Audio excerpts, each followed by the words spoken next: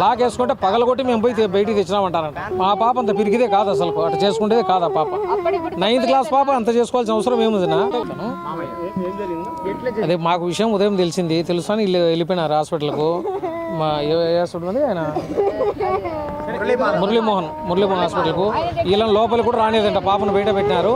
లోపలికి కూడా వీళ్ళని రానిలేదంట. కొంచెం అప్పటికే దాదాపు 2 గంటలు అయితే 3 గంటలు చనిపోయి అక్కడే పెట్టి పేరెంట్స్కు చెప్పాలి కదా, లేకుండా వాళ్ళే తీసుకొచ్చి బయట పెట్టేసి వాళ్ళు ఫోన్ చేసిన అతను మళ్ళీ ఫోన్ చేస్తే లిఫ్ట్ చేయడం లేదు ఎవరే కానీ యజమాన్యం. మీరు మాట్లాడితే ఏం అరసద్దు అని చెప్తారంట. ఎందుకని మీ పాప బాత్రూంలో ఊరేసుకొని చనిపోయింటే చున్నీతో మేము డోర్ పగలగొట్టి బాత్రూంలో డోర్లే లేవు, దానికి హ్యాండిల్లే ఉండవు అసలు. ఏ నారాయణలో కానీ శ్రీధర్లో కానీ లాక్లే ఉండవు. లాక్ వేసుకుంటే పగలగొట్టి మేము పోయి బయటికి తెచ్చినామంటారంట.